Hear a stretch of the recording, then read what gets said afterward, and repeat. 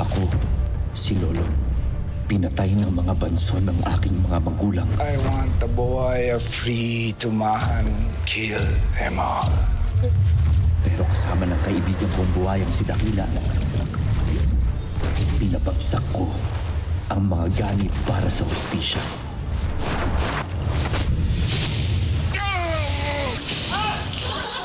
Pero hindi dito natatapos ang kasamaan dahil ang sakim na si Julio. Meron tayong darating na malaking laban. Isinasabong ang aking mga kalahi. Mapapagkakitaan pa natin ito ng malaki sa susunod na mga laban. At muling naghahasik ng lagim ang mga mortal kong kaaway. Magsisimula nang mawala ang mga tuba. Gusto kong makita ninyo kung paano mamamatay si Lolo. Lalabanan ko lahat ng mga masasama. Dahil simula na ng bagong laban. Dakila!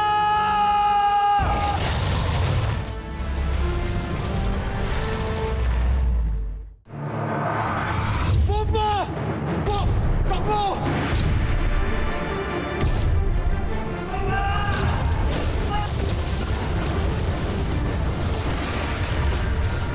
Sasabak ka sa isang delikadong misyon? Kung bago kasi tayo kasal, nangako ko sa'yo na lahat ng gagawin ko, ipapaalam ko na muna sa'yo. Salamat sa pagtupad ng pangako mo. Diyan po siya pumasok. Simula po kanina, hindi pa po siya lumalabas. Bok! Okay!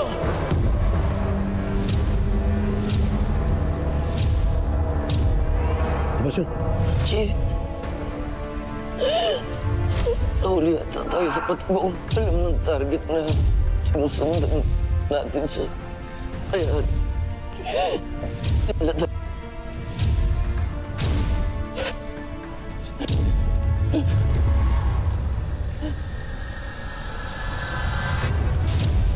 Sinigurado ko lang na walang nakasunod sa kanya dito.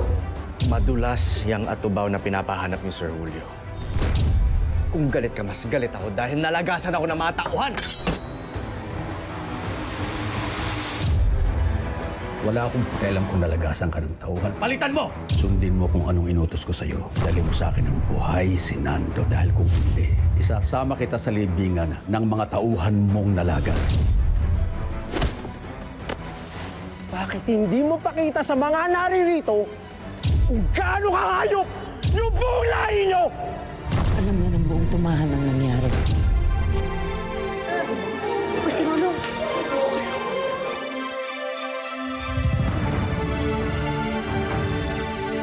Bakyo!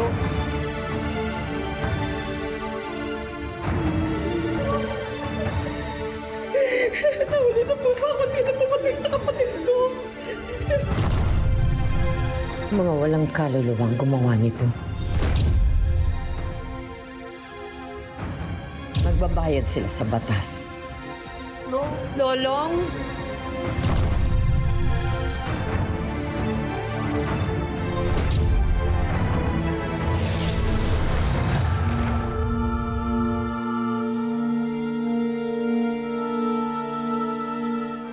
Dakila!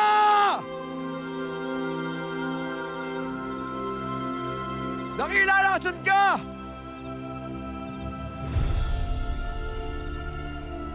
Dakila, kailangan kita! Nasan ka?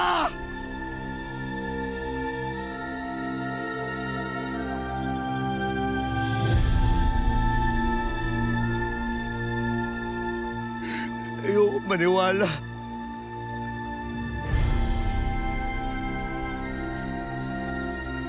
Na wala na kaming ibang nadulot sa mundon to, kundi kapahamakan sa lahat.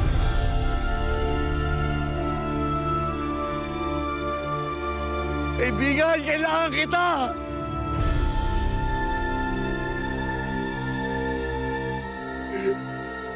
Ikaw ang nagpapaalala sa akin na hindi ako masama.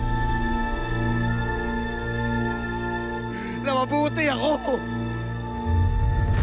Dakila, huwag kang mag-alala. Akong bahala sa'yo.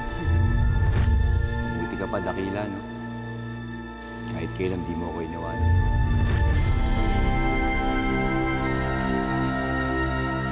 Bakit wala ka dito?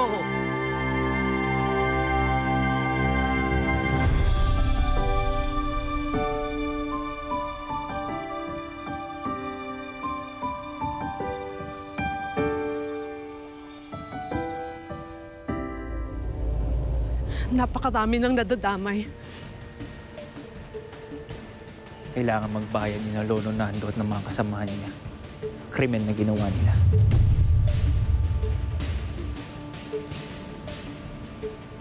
Nadiskubre ko ng totoong pinagtataguan nila.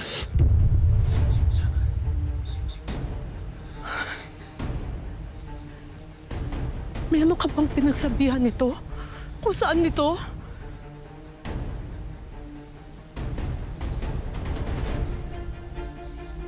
Wala pa po. Pupuntahan ko pa lang sila Lolong at Chief. At Martin, pwede ba pakiusap ko sa'yo? Huwag mo muna ito papaalam sa iba. Pakiusap. Bakit, Ines? Anong binabalak mo?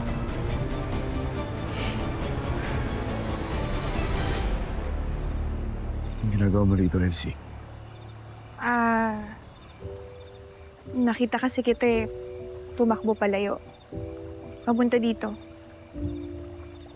Pero, kung gusto mo mapag-isa,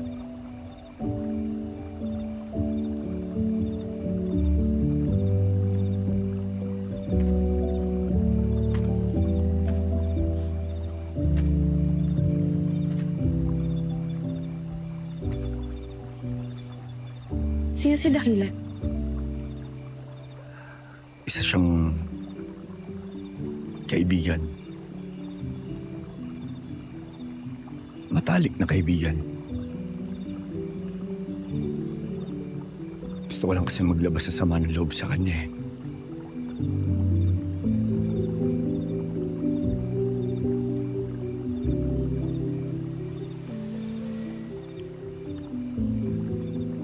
Kung wala siya, sa akin, pwede mong sabihin.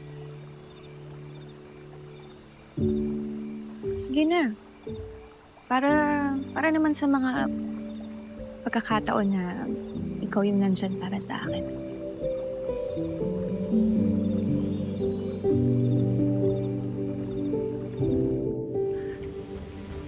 Gusto ko po kasing makausap ang tatay ko. Sigurado ba kayo sa desisyon na yan, Cha? Oo, alam ko na tatay niyo si Nando at lolo ko rin siya. Pero nakita niyo naman yung mga krimen na ginawa niya.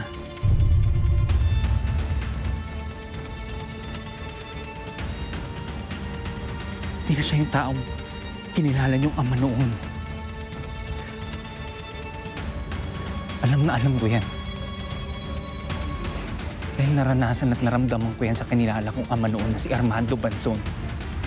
Siguro naman, sasagutin mo ako. Ano ang ginawa mo? Dad, sorry, hindi ko naman sinasadya. Sorry, dinungisan ko na naman yung pangalan niya, Dad. You made a mess! Anak mo ako, Dad. Anak mo ako eh. Pero bakit ka naman ganyan? Hindi ka naman yata marunong magmahal eh. Mahal? You lecture me about love? No! Siya lang ako, Dad. Siya lang ito mo! Dad, mahal na mahal kita. Hindi ka kamatay ang palata, Dad!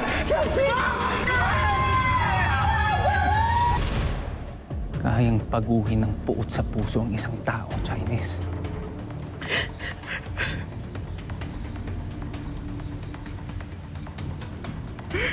Kaya kung maaari sana, huwag mo nang ituloy anumang pinaplano. Baka mapahama ka lang sa gusto mong mangyari. Bigyan niyo lang ako ng pagkakataon na makausap ang aking tatay. Pangako ko sa inyo, ako mismo ang magsusumbong sa mga pulis. Pagkatapos ko siyang makausap, bigyan niyo lang ako ng pagkakataon. Kausap ang tatay ko.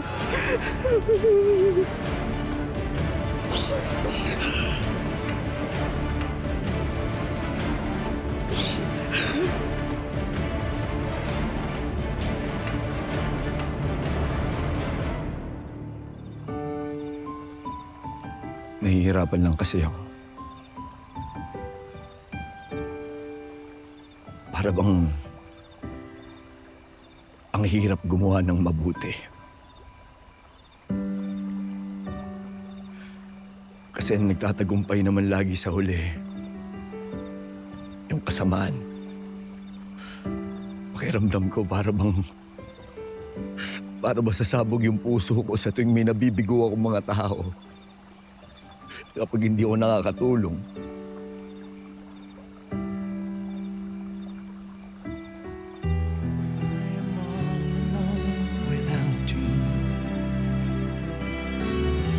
Days are dark without a glimpse of you.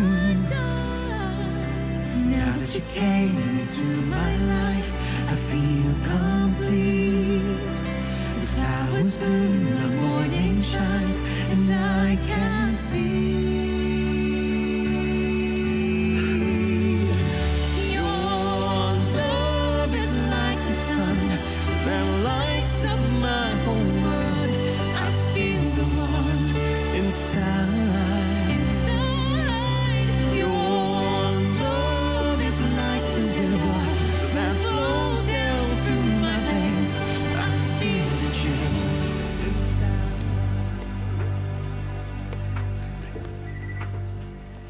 Mang. Pandagdag mo sa niluluto mo. Thank you, Mamang. Alam mo naman, di ko alam gagawin ko kung wala ka. Siyempre, sanay ako na nagluluto kapag fiesta o catering. Pero hindi ko sukat akalain na magluluto ako para sa lamay ng mga pulis ng tumahan. Alam mo, madilim na kabanata to sa buhay natin mga taga-tumahan eh. Pero kung di tayo mamamag-asa o makakita man lang ng kahit katiting na liwanag, eh, anong panghahawakan pa natin? Di ba? In fairness, may point ka. Ano yan? Ano ba? Kung tumama yung mga yun. Siyempre. Pag nilala something, apat na something. Lagyan mo na rin ng biskuit, tol. Oo, bigay mo lahat ng ano. Ay, nako! Speaking of kadiliman, ayan yung mga kampon. Ano pa? Paano naging kampo ng kadiliman? Tignan mo nga yan. Basahin mo. Ayun o. Hindi ako marunong magbasa. Can you read? No, I cannot. Nagbabagong buhay na ho kami. Mga alagad kami ng batas. Oo nga. Alam nyo, kung sinama lang kami ni Hepe doon sa enkwentro, malamang! Malamang! Pinaglalamayan na rin kayong apat ngayon. Malamang nakatulong kaming apat. Ay, sus! Saka kayo magyabang kung marami na kayong nagawa kaysa yung rumble na sinimulan nyo dito sa tumahan. Correct. Anong? 4 tagapalo ang totoong may dugong matatapang. Alam niyo yan? Alam niyo yan? Sige! Sumugod kayo dun sa gera at magpatayan kayo. Tapos, amin na rin yung request nyo kung anong gusto nyo iluto namin kapag pinaglalamayan na kayo. Ano gusto nyo? Sotanghon, aspaldo, sopas, ano? Konting respeto naman. Kahit konti lang. Konting respeto naman. Kahit konti lang. Mga pinagtatawanan yung mga tatay din yung mga yun. Mga kapatid yung mga yun. May pamilya yung mga yun. Tsaka mga kaibigan ko yung mga yun. Tapos pinagtatawanan nyo lang. Ibang hinangad yung mga yun kung hindi protektahan kayo. Ayos ah. Sa mga to. Sino ba nagdaldal mo? Susobring sa ako. Parinig, narinig. Ano? Pagpasensyahan nyo na, ha? Masyado lang siguro talaga nasaktan. Hindi. Gets naman namin eh. Pakisabi sorry ah. Ako nang bahala doon. Sige, pagpasensyahan nyo na yung anak ko, ha?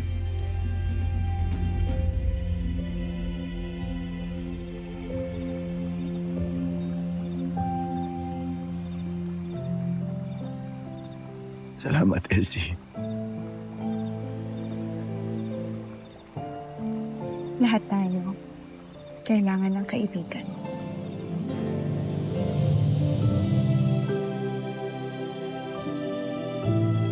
Ako, Elsie, hindi mo naman ako kailangang alalahanin eh.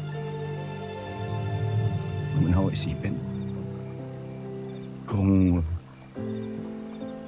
gusto mo munang lumayo sa akin, kung nahihirapan ka pagkakasama mo ko, maintindihan ko. Kahit ako nalalayo.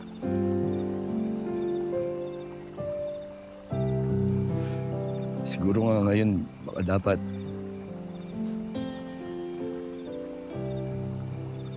piliin mo na muna yung sarili mo.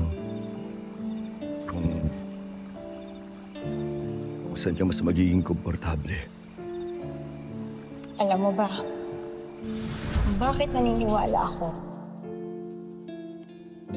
Kahit hindi maalala ng isipan mo si Lolo, nandyan pa rin siya sa puso mo. Salamat sa pag-aalala mo sa akin, Lolo. Pero komportable ako ngayong kasama kita. Yun ang totoo. Giliw, huwag mo sanang isipin, ikaw ay aking lilisanin. Di ko magagawa lumayo sa iyong piling at nais kong malaman mo. Manong! Manong! Minahuli mo kami mga tao. Ha? Sino? Pasok din yan! Delphine! Anong ginagawa? Tay! Ines! Ninang! Chang! Chang!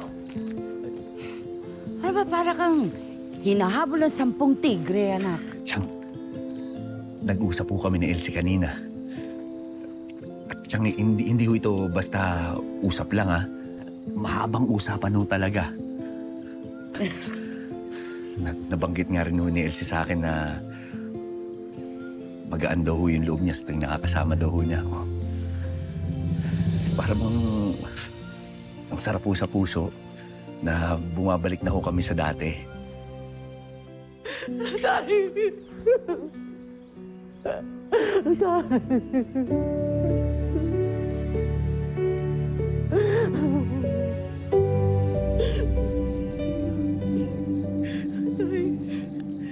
Babayan! Tay! Walang nakakaalam. Kaming tatlo lang na dito yung kuta nyo. Kami ni Mang Delphine at ni Martin lamang.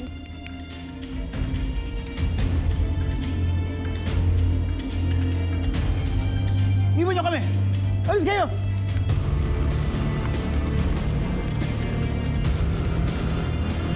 Tay, ito po si Martin. Oo, alam ko. Apo din kita. Oo.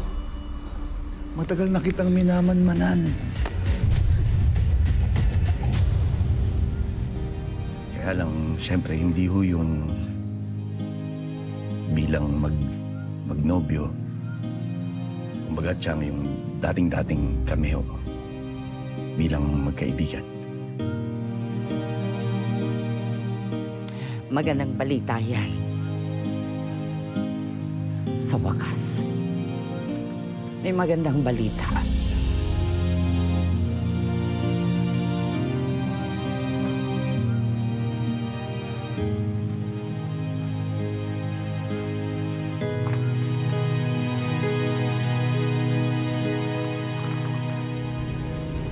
Ramdam ko ang apoy ng galit mo. Yan din ang nararamdaman namin. Kaya naman nga gawa itong mga bagay na... Hindi ko kailangan ng paliwanag niyo. Ginawa niyong mali. Mananatiling mali. Hindi makakalahin natin ang mga dinamay niyong tao. Hindi na mababalik yung mga buhay na kinuha niyo. At ako na nagsasabi nito, ha? Ako na galit sa mga atubaw nun. Ngayon, binigyan niyo pa ng rason ng mga taong ayaw sa atin para lalo tayong kabuian.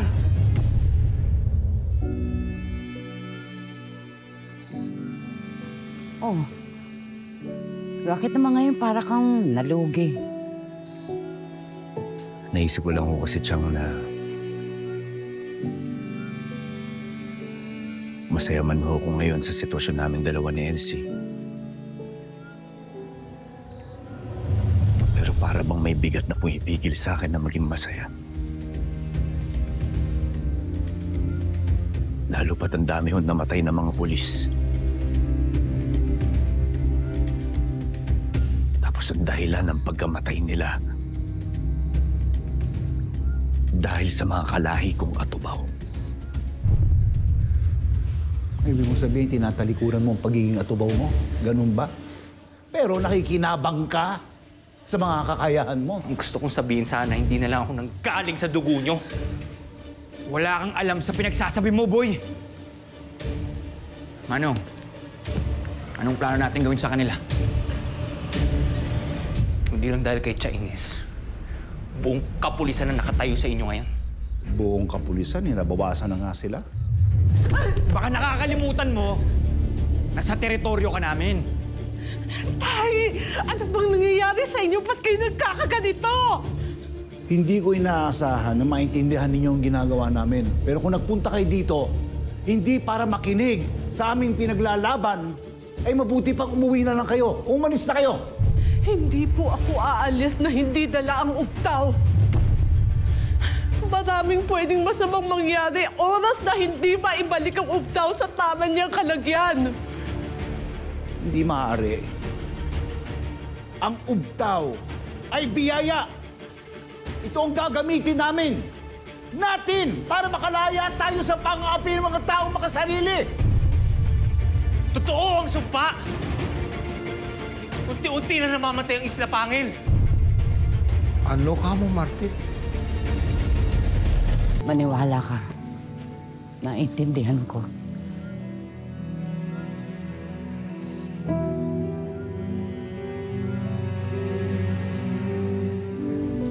Ano lang? Kaya ano ba nasabi yan dahil mag-birthday ka na?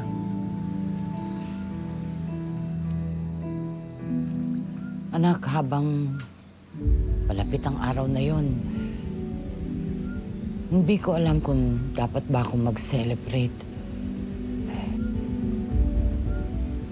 Kapitana ako, pero wala akong naitulong. Wala akong nagawa. Chang. Kaya dapat talaga, wag na akong magdiwang.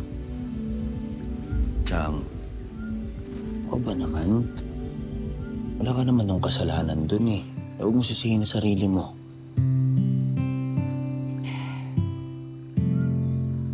O sige na, pumasok ka na. Tatapusin ko na na makakain ka na. Sige na. Ay.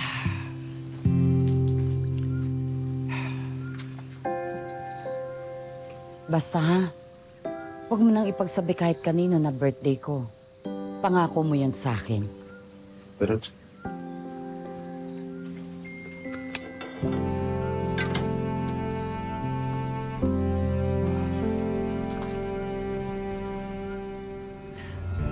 Nakita namin ni Bokyo sa isang sulok ng isla. Mga halamang tuyot na. Mga ibong patay. Hindi ba simula na yun ang sumpa? Narinig mo yon, Nando? Ha? Hahayaan mo mangyari yon sa Isla Pangil? Ang tahanan ng mga atubaw? Hahayaan mo mangyari yon sa Isla Pangil? Ang tahanan ng mga atubaw? Sabi mo ayaw mo sa mga taong makasarili, di ba? Sa pang-aangkin mo sa ugtaw. Ngayon, sino ang totoong makasarili? Magdahan-dahan ka sa pananalita mo, bata. Wala kang alam sa pinagdaanan namin ni Manong. Pwes, ipaintindi mo! Martin! Wag! Chinese!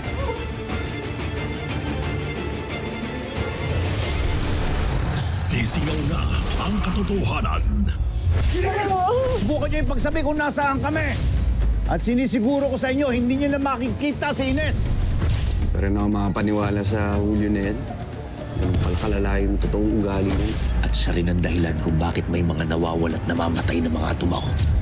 Dahil ginagawa niya negosyo ang mga kalahi ko. Pinagsasabong niya kapalit ng pera. Nasaan na yung bantay na tinatawag niyo? Wala naman ako nakikitang aso. Eh sino ba may sabing aso si Bantay? Mura pa nga dyan. Ang punong buhaya? Punong buhaya? Pwede po magtanong?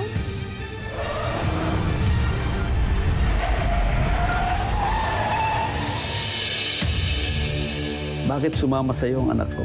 Wala naman siya masamang intensyon sa anak niyo. Sa pangako ang tumulong.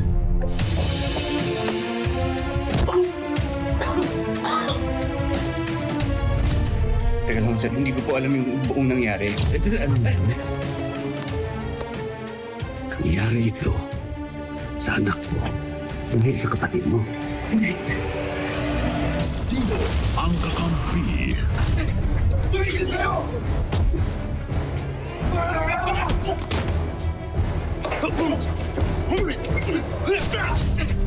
At sino ang traitor?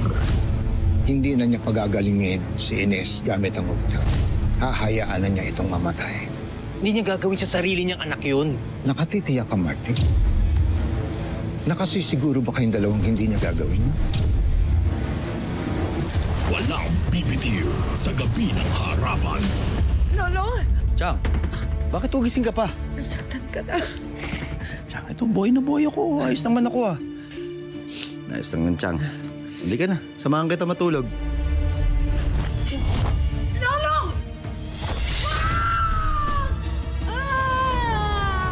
Lolo, bayani ng bayan.